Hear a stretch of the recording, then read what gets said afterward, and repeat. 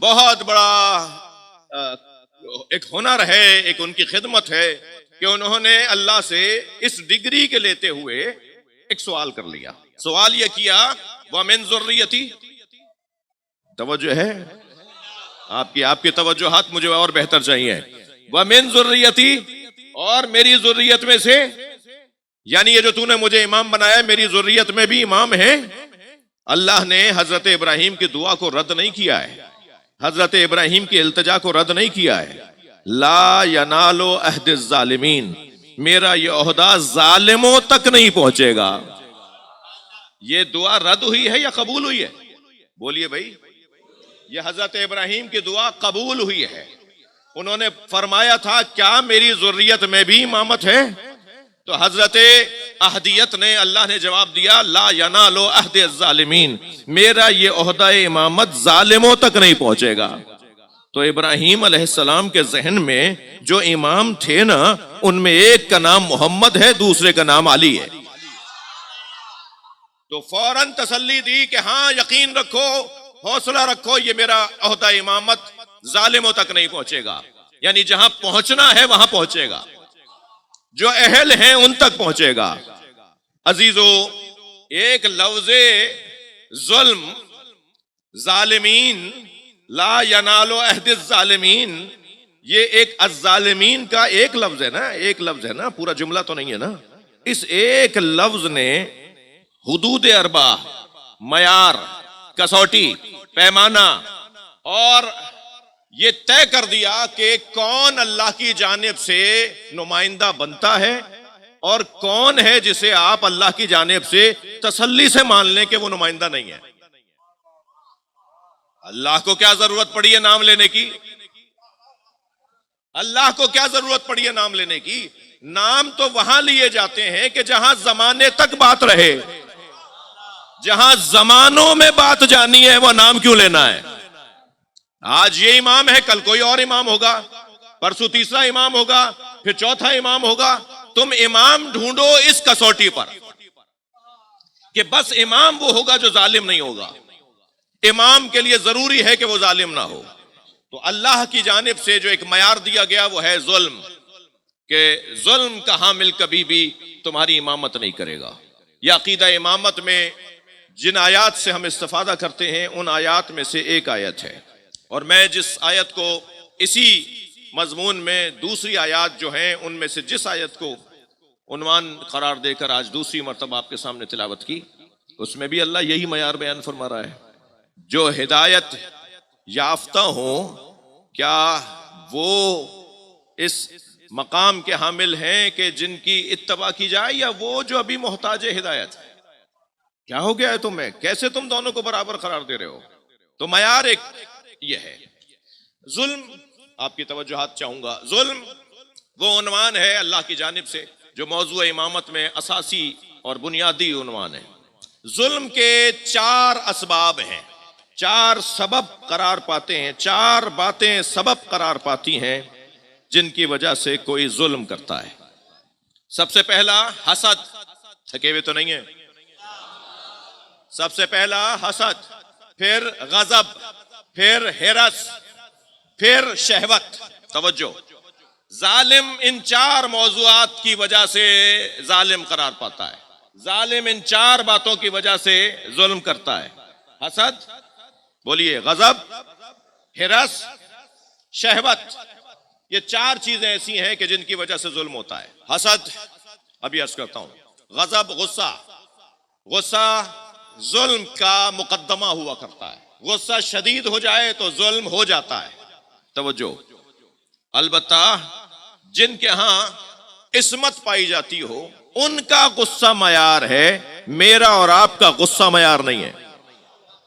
یعنی غصہ، اچھا دیکھیے، حسد فطری نہیں ہے، ذرا توجہ بڑھائیے گا. حسد فطری نہیں ہے، حسد کرنا فطرت نہیں ہے، مگر غصہ فطرت ہے. اس موضوع پر پھر کبھی تفصیل سے بات ہو، لیکن بات آئی ہے تو میں یہیں اس مسئلے کو روشن رکھوں.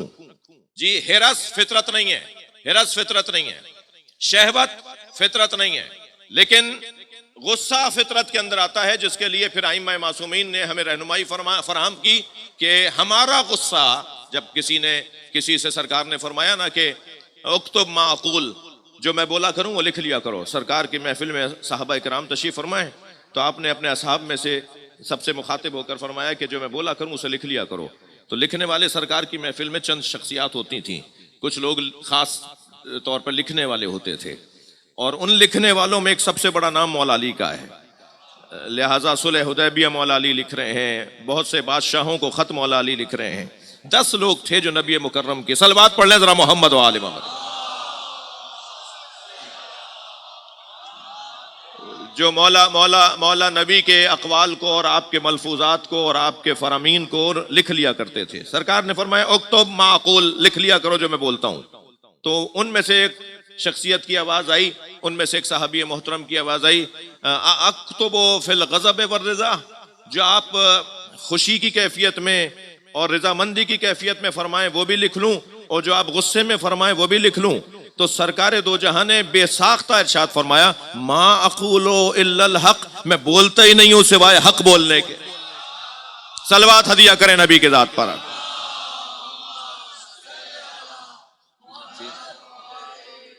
تو تو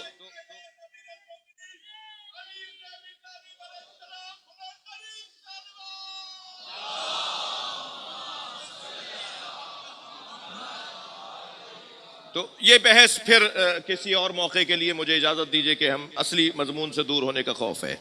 4 باتیں ہیں کہ جو ظلم کا سبب بن سکتی ہیں. سب سے پہلا حسد. میرے محترم، خاص طور پہ میں اپنے بچوں جوانوں سے کہہ رہا ہوں کہ حسد ایک ایسی بیماری ہے کہ جس کا شکار اپنے آپ بھی نقصان میں رہتا ہے، خود کو بھی نقصان پہنچاتا ہے اور سامنے والے کو بھی اس سے نقصان ہو سکتا ہے. حسد کی تعریف کرنا چاہوں گا. تھوڑی گردن ہلائیے. حسد کی تعریف کرنا چاہ رہا ہوں. حسد کی تعریف یہ ہے کہ مستحق نعمت سے آرزوئے زوال نعمت. توجہ کر لی؟ جس کا حق تھا کہ اسے وہ چیز ملتی، جسے اس کا حق مل چکا ہے، جس کے پاس وہ چیز ہے کہ جو اسی کی ہونی چاہیے، اسی کی ہے، اسی کو ملنی چاہیے تھی، مستحق نعمت سے آرزوئے زوال نعمت، اسے حسد کہا جاتا ہے. یہ جو کیفیت ہے، اچھا آپ کیونکہ تھوڑا سا درسی گفتگو میں آ چکے ہیں تو مجھے آپ کو ذرا مجلسی مزاج میں بھی برقرار رکھنا ہے. میں آپ کو دیکھ بھی رہا ہوں، آپ کی توجہ کا بھی میں ممنون ہوں، آپ کی توجہات بھرپور ہیں، اس کا میں احسان مند ہوں. جی یہ جو مستحق نعمت سے آرزوئے زوال نعمت حسد کہلاتا ہے. تو ہم تو اس امام کو ڈھونڈنے چلے ہیں جس کے ہاں یہ چیز نہ پائی جاتی ہو جو ظلم کا سبب ہے. بھائی کسی کے مکان سے وہ کیوں حسد کرے جو مولود کعبہ ہو؟ صلوات پڑھ لیں ذرا محمد و آل محمد.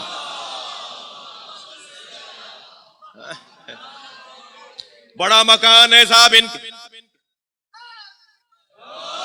بڑا مکان ہے صاحب. مکان دیکھ دیکھ کر انہیں گھبراہٹ ہو رہی ہے کہ اس نے اتنا اچھا گھر کیوں بنا لیا، اور کسی طرح ان کا گھر ٹوٹے اور جلے اور ختم ہو جائے. یہ جو آرزو ہے مستحق نعمت سے آرزوئے زوال نعمت حسد ہے.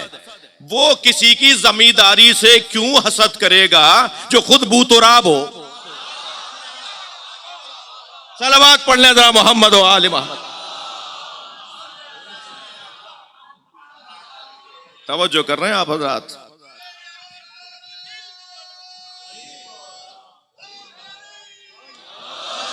جی اب یہاں پر اب آپ کی توجہات ذرا بہتر ہوئی ہیں تو میں ایک جملہ پھر تکرار کر رہا ہوں.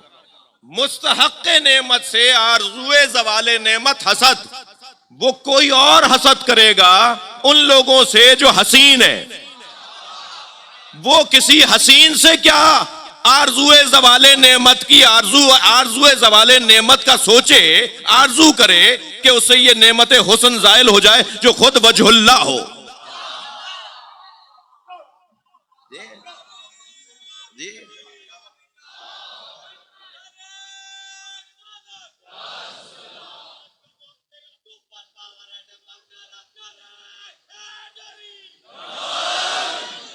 توجہ کر لیا آپ نے؟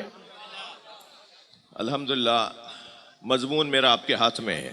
حسد کچھ آثار بھی رکھتا ہے، مثلا میں یہ جاننا چاہوں کہ میں کسی سے حسد تو نہیں کرتا، تو اس کے کچھ نتیجے ہیں، کچھ آثار ہیں، کچھ علامتیں ہیں، پتہ چل جائے گا کہ میں حسد کرتا ہوں۔ ان میں سے ایک نشانی یہ ہے کہ حسد کرنے والا کسی کی خوبیوں کو، کسی کے فضائل کو پسند نہیں کرتا، دل چھوٹا کرنے لگتا ہے۔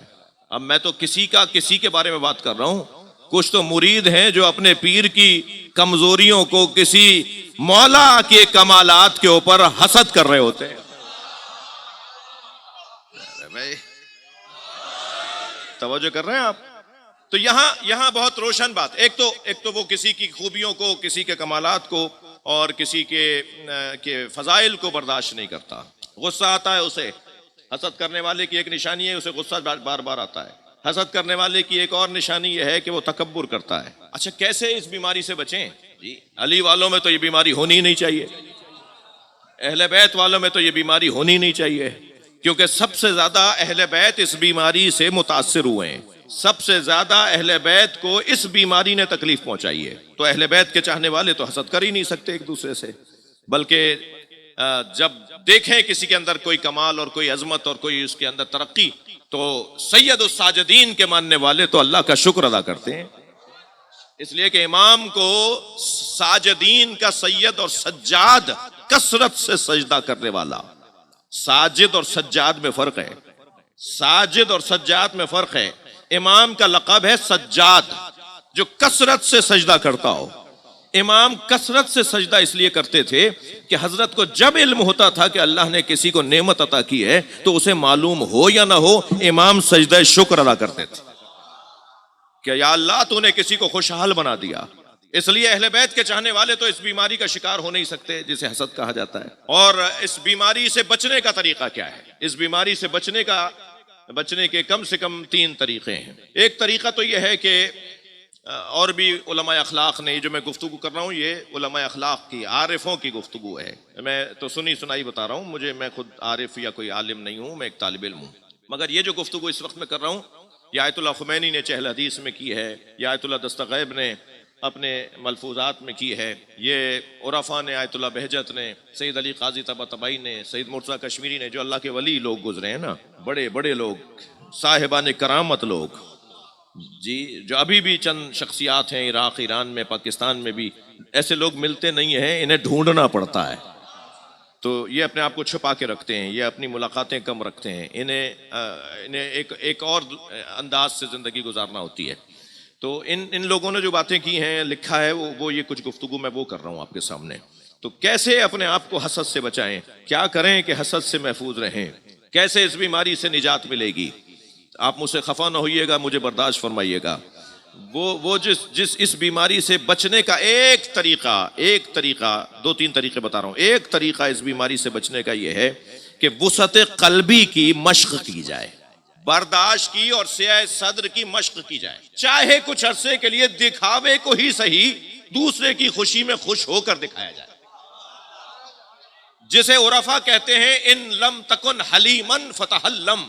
عرفا کہتے ہیں کہ اس حدیث پر عمل کرو، اگر تم حلیم، بردبار، تحمل مزاج نہیں بھی ہو تو بردباری کا مظاہرہ کر کے دکھاؤ۔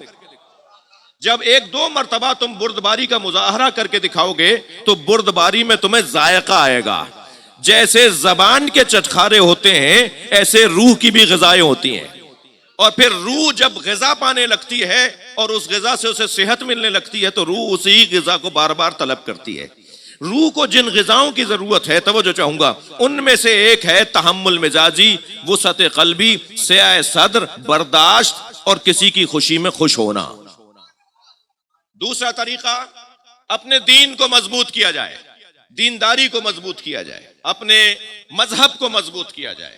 اور تیسرا طریقہ، ان لوگوں کے ساتھ بیٹھا جائے، توجہ، جن کے ہاں سعہ صدر پایا جاتا ہے، جن کے ہاں تحمل مزاجی پائی جاتی ہے، جو دوسروں کی خوشی میں بڑھ چڑھ کر حصہ ڈال رہے ہوتے ہیں، ان لوگوں سے ملاقات کی جائے۔ میرے بھائی، 2 گھنٹے تک اگر گلاب بیچنے والے کی تکے پہ بیٹھیں تو 4 گھنٹے تک ہمارے اندر سے گلاب کی خوشبو آتی ہے۔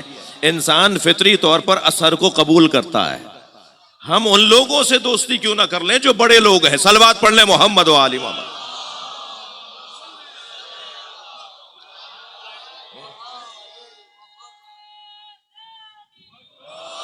یہ جو حسد ہے، میں کیونکہ پہلا سبب ہے ظلم کا، پہلا سبب معاشرے میں ظلم جس کی وجہ سے ہوتا ہے، وہ پہلا سبب اس کا حسد ہے۔ اس کی ایک ہسٹری بھی ہے، حسد کی ایک تاریخ بھی ہے جی۔ حسد کی تاریخ بیان کرنے جا رہا ہوں۔ حسد کی تاریخ میں پہلا حسد، پہلی مرتبہ حسد قابیل کو حابیل علیہ السلام سے ہوا، یعنی بھائی کو بھائی سے حسد ہوا۔ اب ممبر کی اپنی ایک زبان ہوتی ہے، مجھے اس کا بھی احساس ہے، اور اگر میں مطلب بیان نہ کروں تو اس پر بھی دکھ ہوگا، لہٰذا ایک اخلاقی پیغام ہے، اس لیے میں دیتا ہوا ضرور گزروں گا۔ کیونکہ حابیل کی اہلیہ خوبرو تھیں تو انہیں حسد اس بات پر تھا کہ ان کی اہلیہ ایسی کیوں ہیں۔ میں بہت جلدی سے گزر گیا ہوں، مجھے معلوم ہے ممبر کی زبان نہیں ہے یہ، اور ممبر کا موضوع نہیں ہے یہ، ممبر کا اپنا ادب ہے، اپنی تہذیب ہے، مگر علت تو پتہ چلے کہ مشکل کیا تھی، مسئلہ کہاں تھا جی۔ تو میرے بچوں جوانوں، آپ سے بات کر رہا ہوں، بلکہ پوری قوم کے، خاص طور پر ان لوگوں سے جنہیں اللہ نے اچھا بنایا ہے۔ یوں تو اللہ کا کرم ایسا ہے کہ بدصورت بھی آئینے کے سامنے کہتا ہے مجھ سے زیادہ کوئی حسین ہی نہیں ہے۔ جی جی جی جی، یہ اللہ کا کرم ہے کہ ہر ایک کو مطمئن کیا ہے جی۔ ہر شخص اپنی خوبیوں کو دیکھ رہا ہوتا ہے، بس یہی اللہ چاہتا ہے کہ جیسے آئینہ تم سے اچھی بات کر رہا ہے نا، تم بھی کسی کے آئینے بن جاؤ۔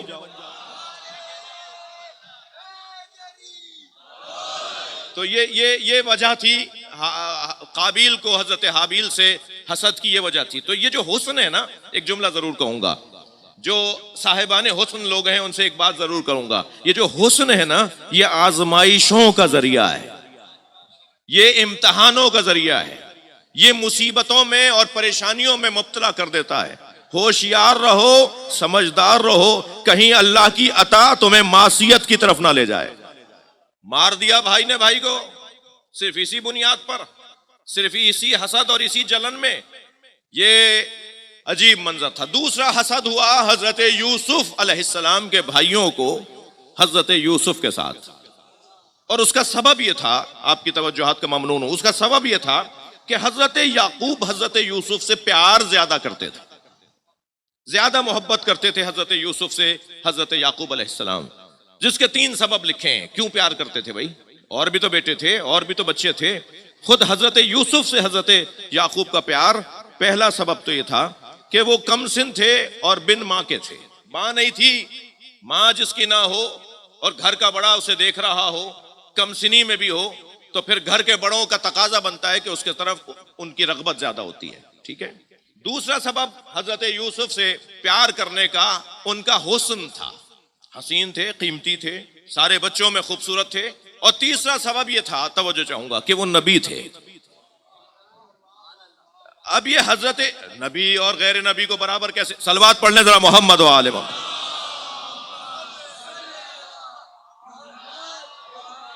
تو بیٹے تو سب ہیں، مگر یہ بیٹا وہ بیٹا ہے جو نبی بھی ہے، لہذا حضرت یعقوب کا پیار بنتا تھا حضرت یوسف کے ساتھ، لہذا پیار ان کے ساتھ وہ کرتے تھے، اور اس کا نتیجہ یہ نکلا کہ بھائیوں نے حسد کرنا شروع کر دیا۔ اور جب حضرت یوسف نے خواب دیکھا تو حضرت یعقوب نے فرمایا لا تقصص یا بنی لا تقصص رؤیاک علی اخوتک، سورہ مبارکہ یوسف آیت نمبر 5۔ اے میرے لال، اپنے اس خواب کو، خواب کیا دیکھا تھا؟ انی رأیت احد عشر کوکبا ورأیتہم والشمس والقمر رأیتہم لی ساجدین۔ حضرت یوسف نے بتایا کہ بابا میں نے خواب دیکھا ہے کہ مجھے 11 ستارے سجدہ کر رہے ہیں، اور چاند اور سورج بھی مجھے سجدہ کر رہے ہیں، میں نے خواب دیکھا ہے۔ اب یہ خواب در حقیقت حضرت یوسف کی نبوت کا اعلان تھا، حضرت یوسف کو پیغام تھا کہ ہم اسے مقام نبوت کا دینے والے ہیں۔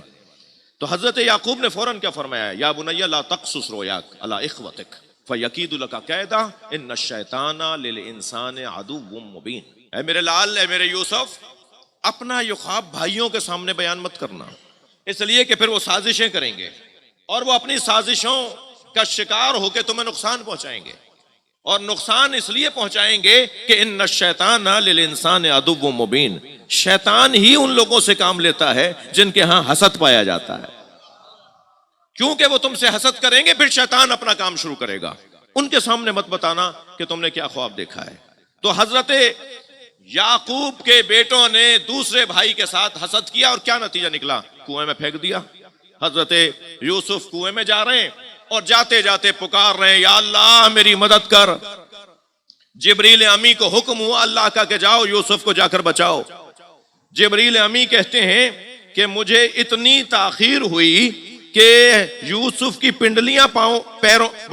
پنڈلیوں تک پیر پانی میں گئے تھے کہ ایک مرتبہ جا کر میں نے زمین کے اندر رکھے ہوئے پتھر کو حکم دیا اور وہ اوپر آیا اور حضرت یوسف اس پتھر پہ بیٹھے ہوئے پانی سے اوپر آ گئے. توجہ. تو میں نے حضرت یوسف کا یہ روایت بڑی حسین ہے. جب انہیں دیکھا نا جبریل کو, کہا تم کون ہو؟ کہا میں اللہ کی طرف سے آپ کی مدد کرنے آیا ہوں.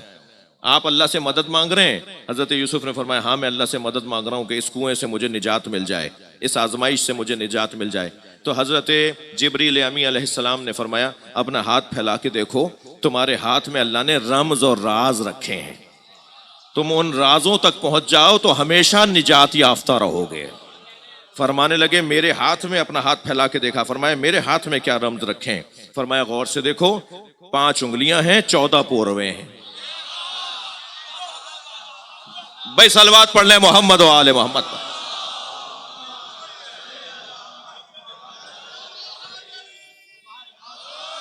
بھائی بعد میں گن لیجئے گا, میں صحیح کہہ رہا ہوں. ایک صلوات اور پڑھ لیں محمد و آل محمد. اور بلند صلوات نبی کی ذات پر.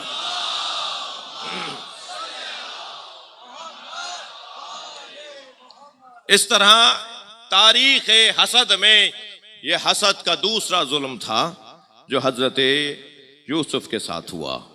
اور تاریخ حسد میں تیسرا ظلم بتاؤں, سورہ مبارکہ نساء آیت نمبر 54. ام یحسدون الناس علی ما آتاہم اللہ من فضلہ فقد آتینا آل ابراہیم الکتاب والحکمہ وآتیناہم ملکا عظیما. اور ہم نے, توجہ, اور کچھ لوگ ہیں جو ان لوگوں سے حسد کرتے ہیں جنہیں اللہ نے اپنے فضل سے عطا کیا ہے, اور ہم نے آل ابراہیم کو کتاب بھی دی ہے, نبوت یعنی حکمت بھی دی ہے, ملک عظیم یعنی امامت بھی دی ہے. ہم نے آل ابراہیم کو 3 نعمتیں دی ہیں. کتاب اس گھر میں اتاری ہے, نبوت اس گھر میں رکھی ہے, امامت اس گھر میں رکھی ہے. کچھ لوگ ہیں جو ان لوگوں سے حسد کرتے ہیں جنہیں ہم نے اپنے فضل سے عطا کیا ہے. یہ آیت جب مولا کائنات کے سامنے ایک صحابی محترم نے پڑھ کر سنائی اور کہا یا علی اس کی تفسیر بیان فرمائے, مولا نے اپنے سینے پہ ہاتھ رکھا, فرمایا ہم ہی تو وہ ہیں جن سے امت میں بعض لوگوں کو حسد ہوتا ہے.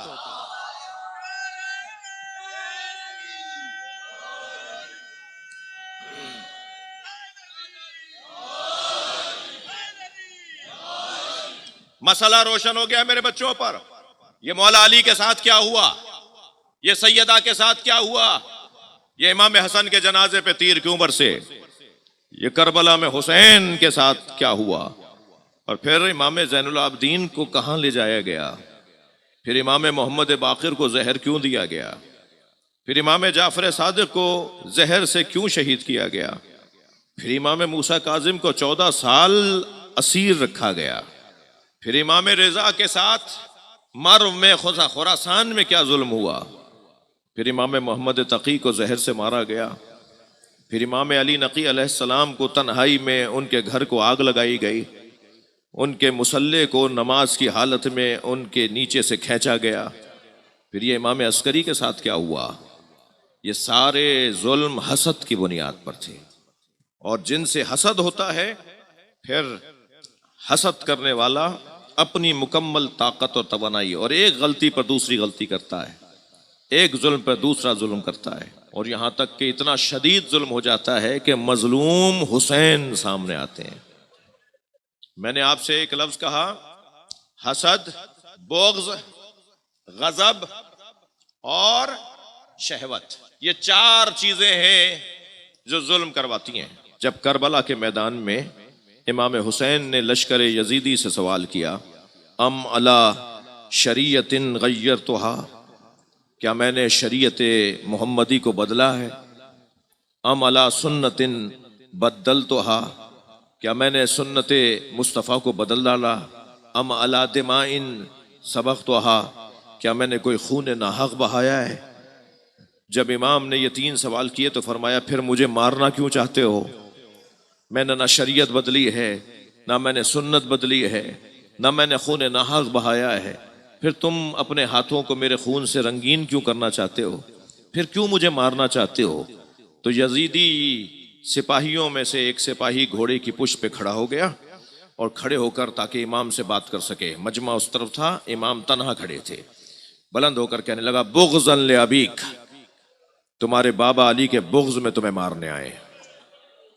جی، حسد، بغض، غضب، شہوت، آپ ڈھونڈتے رہیے، میں نے آپ کو فارمولہ قاعدہ دے دیا، آپ ڈھونڈتے رہیے کس کس نے کہاں کہاں ظلم کیا ہے، ان چاروں بیماریوں میں سے کسی ایک کا شکار ہوگا وہ۔ بغضا لابیک، اے حسین ہم تمہیں کربلا میں مارنے آئے ہیں تمہارے بابا کے بغض میں۔ امام حسین کو مارنے والے، شہید کرنے والے دو طرح کے لوگ تھے، ایک حب دنیا کے بیمار اور ایک بغض علی کے بیمار۔ کوفے والے حب دنیا کے بیمار تھے، پیسہ چاہیے تھا انہیں، دولت چاہیے تھی انہیں، اور شام والے بغض علی کے بیمار تھے، ان کے ذہنوں میں علی کا بغض تھا۔ عزیزو، ان مجلسوں کے انعقاد پر، ان جلوسوں کے برپائی پر امت کو ہمارا احسان ماننا چاہیے، مسلمانوں کو، امت نبوی کو ہمارا احسان ماننا چاہیے۔ اگر یہ مجلسیں نہ ہوں، اگر یہ جلوس نہ ہو، اگر یہ کالے کپڑے اور ماتم نہ ہو، تو سارا ماحول ان بیماریوں کا شکار ہو سکتا ہے۔ ہر سال کربلا کی یاد میں محرم کی پہلی سے 10 تک جمع ہو جاؤ اور آ جاؤ، ان 10 دنوں کے لیے اپنے آپ کو پلٹاؤ اس ماحول میں جو ماحول حسین چاہتے ہیں۔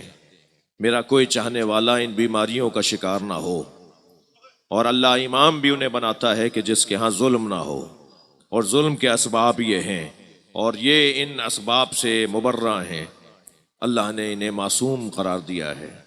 وہ گھرانہ جو امت کی رہنمائی کے لیے مقرر کیا گیا، جو امت کی خیر خواہی کے لیے مقرر کیا گیا، وہ گھرانہ جس کو اللہ نے خلق ہی اس لیے کیا کہ لوگوں کو جنت تک لے جاؤ، لوگوں کے کام آؤ، لوگوں کو جنت سے آشنا کرو، انسان بناؤ، وہ نبی کا نواسا جس نبی نے امت کے ان ناہنجاروں پر جس وقت انہیں پکڑ کر لائے کہ جنہوں نے نبی کو اذیتیں پہنچائی تھیں، تو فرمایا چھوڑ دو انہیں، اور پھر اللہ سے کہا اللہ انہیں معاف کر دے، انہم لا یعلمون، یہ جانتے ہی نہیں ہیں کہ میں کون ہوں۔ یہی کیفیت نبی زادوں کی بھی ہے، جگر چاہیے اپنے بھائی کے قاتل کو کھانا کھلانے کے لیے، حوصلہ چاہیے اپنے قاتل کو پانی پلانے کے لیے، جگر چاہیے پھوپھی زینب کے سر سے چادر اتارنے والے کو گھوڑا دینے کے لیے۔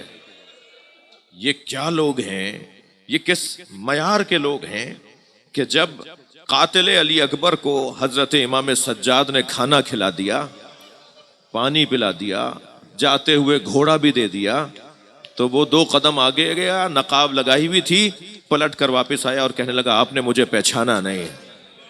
اس وقت امام سجاد کی حالت غیر ہوئی اور فرمایا میرے بھائی کا قاتل حسین ابن نمیر ہے، میں اپنے بھائی کے قاتل کو کیسے بلا دیتا؟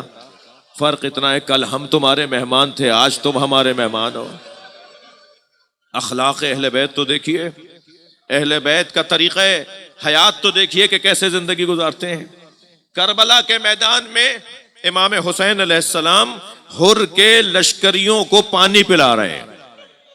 میرے بچوں جوانوں، مجھے اور آپ کو تو اللہ کی بارگاہ میں شکر اوروں سے زیادہ کرنا چاہیے کہ ہم حسین کے چاہنے والے۔ ایک منزل پہلے جب قافلہ رکا ہوا تھا، چلنے لگے تو فرمایا عباس یہاں سے پانی زیادہ ذخیرہ کرو، زیادہ پانی ذخیرہ کرو۔ تو عباس مولا تو مطیع امام تھے، ایک اور آواز آئی، اور آواز یہ آئی کہ مولا وہ آگے کی منزل بہت قریب ہے، جتنا پانی ہم نے بھر لیا ہے وہ ہماری آگے کی منزل کے لیے کافی ہے۔ حضرت نے فرمایا نہیں، ہمیں زیادہ پانی کی ضرورت پڑنے والی ہے، اس منزل سے پہلے ہمیں زیادہ پانی چاہیے، اور اس منزل سے پہلے حور کا لشکر آ کے ملتا ہے جو شدت عطش سے بے حال تھے۔ حور کے سپاہیوں کو پیاس اتنی شدید لگی ہوئی تھی، حتیٰ ان کے جو گھوڑے تھے نا ان کی زبانیں باہر آ رہی تھیں، اور وہ شدت عطش سے گھوڑے بھی ان کے چلنے کے قابل نہیں تھے۔ امام نے فوراً فرمایا وہ پانی لے آؤ جو میں نے تم سے ذخیرہ کروایا تھا۔ اور سارے سپاہیوں کو امام نے پانی پلوایا. سنیں گے عزادارو، ایک سپاہی کو تو حضرت نے دیکھا کہ وہ نیم جان ہے، کچھ ہی دیر میں اس کی روح پرواز کر جائے گی. امام کے وہ ہزار لوگ تھے بھائی، امام کے ساتھ تو 72 لوگ تھے، سب لگے ہوئے تھے پانی پلانے میں، کہ امام نے خود ایک سپاہی کو پانی پلایا جو گر چکا تھا زمین پر. امام نے اپنے ہاتھ سے مشک کا دہانہ کھولا، اپنے ہاتھ سے اسے پانی پلانے لگے. جب اس کی جان میں جان آئی تو آنکھیں کھول کر دیکھا تو امام حسین تھے، پہچان نہیں پایا. کہنے لگا کون ہے جو مجھ پہ احسان کر رہا ہے؟ امام نے فرمایا وہی ہے جس پہ تو پانی بند کرے گا. کہنے لگا میں نہیں سمجھا، آپ کون ہیں؟ امام نے فرمایا میں حسین ابن علی ہوں. اور یہ وہی فرد تھا جس نے عاشور کے دن جب امام نے پانی مانگا نا، اجرکم اللہ، اجرکم اللہ، آپ کی آوازیں بلند ہو گئی، اللہ آپ کو اجر عطا فرمائے. جب امام نے حضرت علی اصغر کے لیے پانی کا سوال کیا تو جن لوگوں نے آوازیں دے دے کر اپنے لوگوں کو کہا تھا نا حسین کو پانی نہ دینا، یہ اس بچے کے نام پر خود پینا چاہتے ہیں، ان میں سے ایک فرد یہی تھا جسے امام حسین نے اپنے ہاتھ سے پانی پلایا تھا.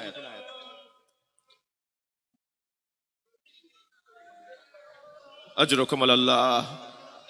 مجھے جلدی نہیں ہے، چلیے چلیے، حسین مولا کا گھوڑا کربلا پہنچ رہا ہے، چلیے ہم امام حسین کے قافلے کا استقبال کریں. تہذیب ازا مرتب کرنے والوں نے ہم پر احسان کیا ہے. وہ بزرگ جنہوں نے عزاداری کی تہذیب کو مرتب کیا، وہ 2 محرم سے بھی عزاداری شروع کروا سکتے تھے، مگر انہوں نے پہلی محرم سے عزاداری شروع کروائی ہم سے، خاص طور پر ائمہ اہل بیت نے، تاکہ ہم ایک دن پہلے حسین کے استقبال کے لیے تیار ہو جائیں. میرے مولا حسین کا گھوڑا چلتے چلتے ایک جگہ پہ رک گیا. امام نے ذوالجناح کو کئی مرتبہ کہا گھوڑا آگے جاتا ہے پھر مڑ کر وہاں آ کے کھڑا ہو جاتا ہے. امام نے فرمایا شاید میرے اس راہوار کو کوئی تکلیف ہے. بعض روایات میں ہے کہ امام نے اسی کو حکم دیا کہ مجھے بتا کہ تو کیا چاہتا ہے. اچھا، اگر کسی بچے جوان کو، کسی میرے سنی بھائی کو یہ بات سمجھ میں نہ آ رہی ہو تو کچھ دیر کے لیے ہجرت کے موقع پہ نبی مکرم جس اونٹنی پر بیٹھ کر مدینہ پہنچے تھے اسے ذہن میں لے آئے کہ میں کیا کہہ رہا ہوں. سرکار جب مدینہ پہنچے تھے تو نبی نے فرمایا تھا جہاں میری اونٹنی بیٹھے گی میں انہی کے گھر میں رہوں گا. نبی کی وجہ سے ساری امت چل رہی ہے، نبی فرما رہے جہاں میری اونٹنی بیٹھے گی میں وہاں رہوں گا. اس کا مطلب یہ ہے کہ کچھ غیبی معاملات ہوتے ہیں جو اللہ کچھ طریقوں سے ظاہر کرتا ہے. امام نے کہتے ہیں، بعض سنی شیعہ کتابوں کی روایات جو ہیں میں بیان ضرور کروں گا، کہتے ہیں کہ امام نے 10 گھوڑے تبدیل کیے، مگر کوئی گھوڑا اس خطے سے باہر نہیں جاتا تھا. 2-4 قدم چلتا تھا پھر پلٹ کر آ جاتا تھا، 2-4 قدم چلتا تھا پھر اڑ کے کھڑا ہو جاتا تھا. پھر امام نے فرمایا عباس ذرا سامنے جو گھر نظر آ رہے ہیں انہیں بلاؤ، ان سے پوچھو اس زمین کا نام کیا ہے. اجرکم اللہ. اس دیہات کے لوگوں میں کچھ بزرگ سامنے آئے. ان بزرگوں میں ایک ضعیف العمر بزرگ تھا جو عصا تھامے دور کھڑا دیکھ رہا تھا. جو بزرگ قریب آ رہے تھے امام ان سے پوچھ رہے تھے بتاؤ اس زمین کا نام کیا ہے، یہ کون سا خطہ ہے، یہ علاقہ کون سا ہے. تو لوگ مختلف نام لے رہے تھے، کوئی غازریہ کہہ رہا تھا، کوئی نینوا کہہ رہا تھا، کوئی ماریا کہہ رہا تھا. ایک مرتبہ وہ جو دور بزرگ کھڑے تھے نا، امام نے فرمایا عباس ان سے پوچھو. تو جب انہوں نے محسوس کیا کہ امام اسے یاد کر رہے ہیں تو خود کانپتے ہوئے، ہاتھوں میں راشا تھا، بزرگی تھی، کانپتے ہوئے قریب آئے امام حسین کے، بڑھ کر سلام کیا. کہنے لگا آپ نواز رسول حسین ہیں؟ امام نے فرمایا ہاں میں حسین ابن علی ہوں. کہنے لگا آگے چلے جائیے. کہنے لگا آگے چلے جائیے. امام نے فرمایا میرا گھوڑا آگے نہیں جاتا، میری سواری آگے نہیں جاتی. کہنے لگا حسین جو بھی اس وادی سے گزرا ہے اسے تکلیف ہوئی ہے، آپ جتنی دیر یہاں رہیں گے کسی تکلیف میں مبتلا ہو سکتے ہیں. امام نے فرمایا اچھا تو پھر اس کا نام بتا کہ اس زمین کا نام کیا ہے.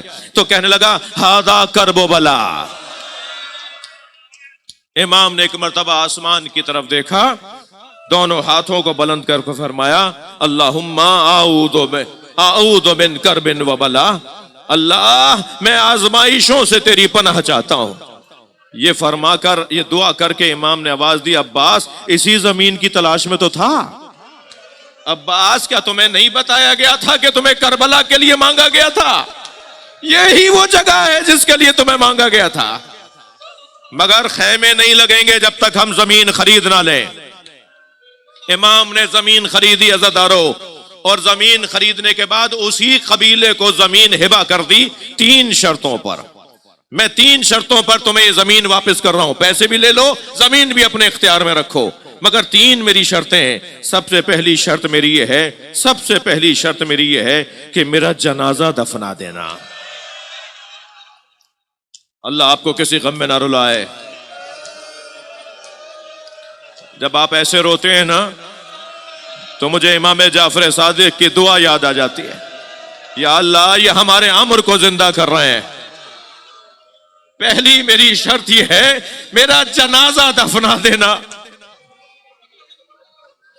اگر تم خوف زدہ ہو تو اپنی عورتوں سے کہنا۔ حسین نے اپنی عزاداری میں خواتین کو مقام دیا ہے، حسین مولا نے اپنے غم میں خواتین کو حیثیت دی ہے۔ پھر اپنے گھر کی عورتوں سے کہنا میرے جنازے پر آ کر خاک ڈال دیں۔ پھر فرمانے لگے اگر تمہاری خواتین بھی گھبرا رہی ہوں، اللہ رے غربت، اللہ رے مصیبت، تو پھر اپنے بچوں سے کہنا کہ وہ آئیں اور مٹھی بھر بھر کے خاک اٹھائیں اور مٹھی بھر خاک میرے اوپر ڈالتے رہیں تاکہ میرا جنازہ چھپ جائے، میرے جنازے کو دفنا دیا جائے۔ میری دوسری شرط یہ ہے کہ یہاں ہل نہ چلانا، اس زمین میں رہنا ضرور مگر یہاں کاشتکاری نہ کرنا، یہاں فصلیں نہ اگانا، یہاں زمین میں کاشت نہ کرنا۔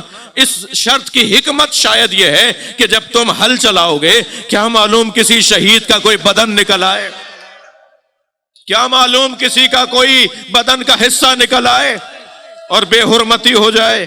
اور تیسری شرط میری یہ ہے کہ میری قبر پر دور دور سے لوگ آیا کریں گے، پوری دنیا سے مجھے سلام کرنے لوگ۔ امام نے اپنے زواروں کا کتنا خیال کیا، اسی گریے کی حالت میں امام سے زیارت مانگیے، مولا ہمیں بار بار دیدار کی توفیق نصیب ہو۔ دور دراز سے لوگ میری قبر پر زیارت کو آئیں گے، تم ان کا خیال رکھو گے، انہیں اپنے مہمان رکھو گے، 3 دن تک ان کو مہمان رکھو گے۔ آپ دیکھ رہے ہیں کہ عراقی کیسے بحث کر رہے ہوتے ہیں کہ ہمارا کچھ کھا لو، ہمارے گھر چلو، 1 گلاس پانی پی لو، میں غریب ضرور ہوں مگر کچھ کھجور کا دانہ کھا لو، میرے پاس بس 1 بکری ہے وہ میں ذبح کر رہا ہوں، تم حسین کے زوار ہو۔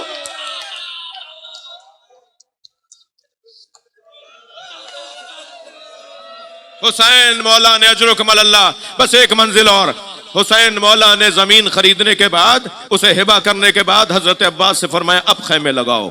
جب خیمے لگ گئے، سن رہے ہیں نا زدارو، رات آ گئی نا، یہ جو 2 محرم کی رات گزری ہے نا، رات آئی ہے اور شام گزری ہے اور رات آئی ہے، تو امام حسین علیہ السلام کربلا کے بیابان میں تنہا جانے لگے۔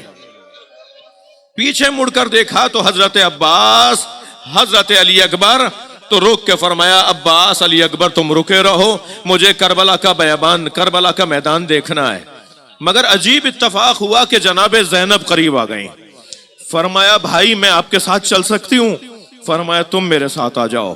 اب امام نے ایک جگہ 2 رکعت نماز پڑھی، پھر کھڑے ہوئے، پھر جگہ ڈھونڈتے ڈھونڈتے اور رکے، پھر وہاں 2 رکعت نماز پڑھی، پھر جگہ ڈھونڈتے ڈھونڈتے رکے، پھر وہاں 2 رکعت نماز پڑھی، اور پھر ایک نشیبی علاقہ آیا جہاں امام نے بیٹھ کے نماز بھی پڑھی اور مناجات بھی پڑھی۔ اب جناب زینب سے رہا نہیں گیا تو بھائی سے پوچھا بھائی یہ نمازیں کیسی ہیں، یہ مناجات کیسی ہے؟ فرمایا زینب وہ جو جگہ تم نے دیکھی جہاں میں نے 2 رکعت نماز پڑھی، میرا علی اکبر ایڑیاں رگڑے گا۔ وہ 2 رکعت نماز جو میں نے پڑھی وہاں میرے قاسم پہ گھوڑے دوڑائے جائیں، وہاں میرا عباس مارا جائے گا، اور یہ نشیب اچھی طرح دیکھو یہاں مجھے گھوڑے سے گرایا جائے گا۔ یہی وہ جگہ ہے جہاں ہمارے سر قلم کیے جائیں گے۔ الا لعنت اللہ علی القوم الظالمین فسیعلم الذین ظلموا ای منقلب